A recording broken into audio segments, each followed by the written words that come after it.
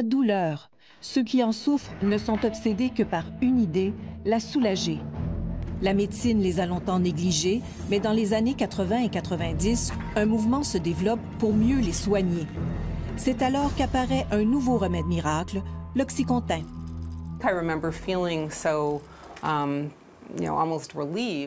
J'étais soulagée d'avoir enfin un médicament que je pouvais prescrire à mes patients, que ce soit en soins palliatifs ou pour la douleur chronique. Un produit qui soulagerait leur douleur avec un minimum de risque.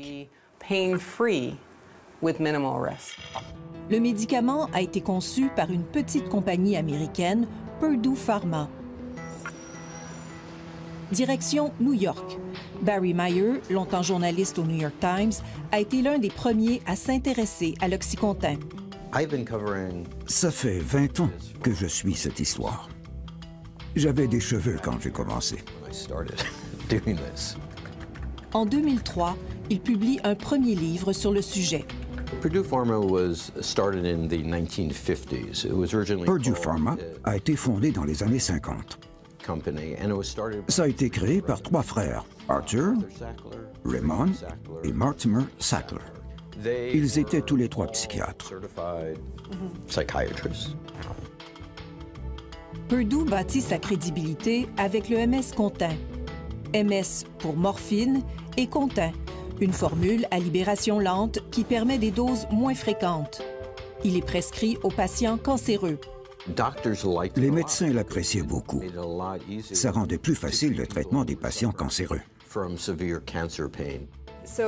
À l'époque, c'était une compagnie petite mais respectée.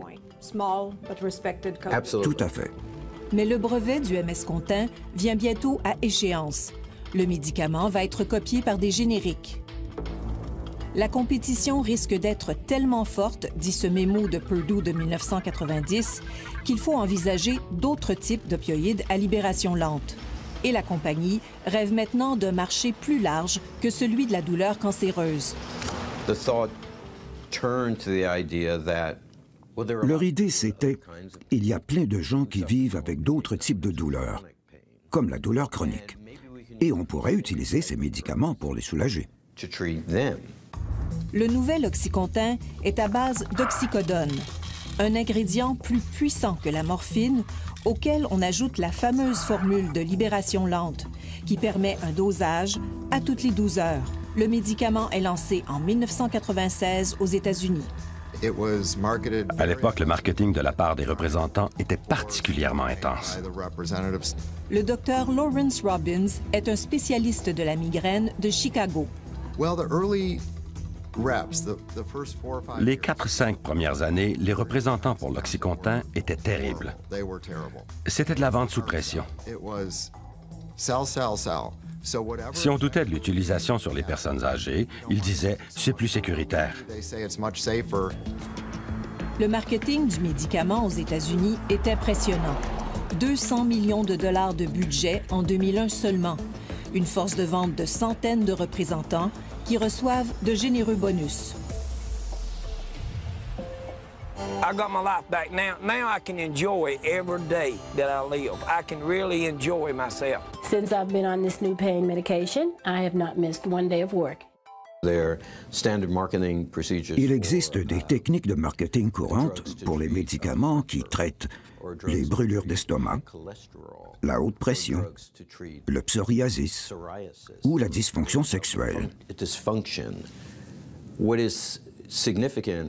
Mais ce qui est sans précédent, c'est que Purdue a utilisé ces stratégies pour promouvoir un puissant narcotique qui peut potentiellement causer la dépendance.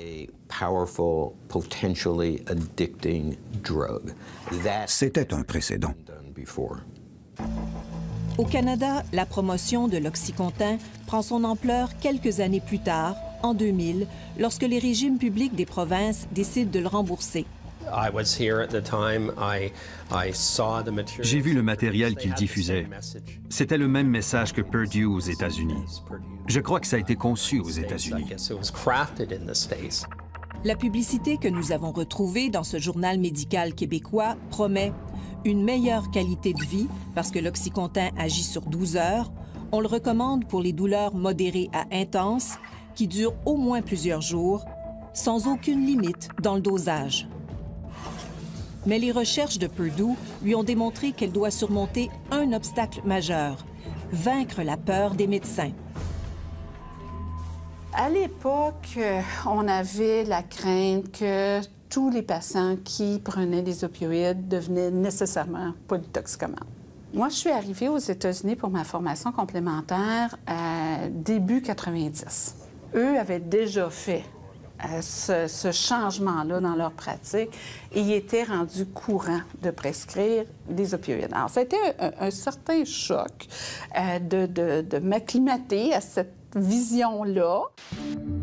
La docteure Boulanger devient une autorité en traitement de la douleur au Québec. Mais il reste que pour certains de ces produits-là, il y a des patients pour lesquels il y a un soulagement substantiel qui va apparaître. Donc, dans certains cas, on n'a pas toujours le choix. Elle travaille comme conférencière et consultante pour plusieurs compagnies pharmaceutiques, dont Purdue Pharma. Les médecins, quand ils veulent avoir des informations sur les médicaments, ils ne veulent pas avoir juste l'impression du représentant pharmaceutique qui vient vous parler de son produit, puis tout ça. Il veut parler à quelqu'un qui en a déjà prescrit à des patients, qui sait comment l'ajuster, cette médication-là. En Ontario aussi, Purdue recrute des experts. Cette médecin a suivi une formation dans la région de Niagara. C'était pour apprendre à mieux traiter la douleur, connaître leurs produits et ensuite communiquer à d'autres médecins ce qu'on avait appris. La docteure Koivu est spécialisée en soins palliatifs. À cette époque, elle utilise déjà des opioïdes, mais pour des patients en fin de vie. On vise à rendre les patients confortables et à court terme, la dépendance ne pose pas de problème. Quand on parle de douleurs chroniques, là, les gens vont vivre plus longtemps. Il faut penser aux effets secondaires et aux conséquences néfastes que peuvent avoir les opioïdes.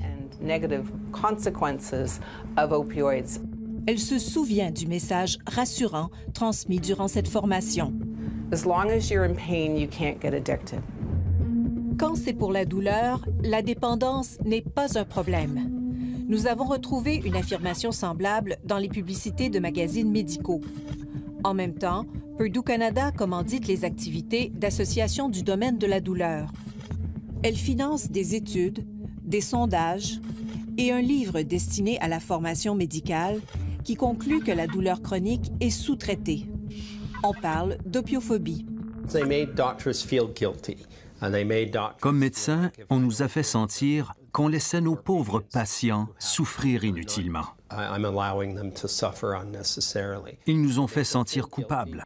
Et on nous a rassurés, les patients ne vont pas devenir dépendants. Et un autre message vient apaiser les craintes des médecins. Les opioïdes à libération lente, comme l'Oxycontin, présenteraient moins de risques d'abus. Dès 2001, les ventes d'Oxycontin dépassent largement le $1 milliard aux États-Unis. Et déjà, dans les régions pauvres de l'Est du pays, les morts par surdose se comptent par centaines.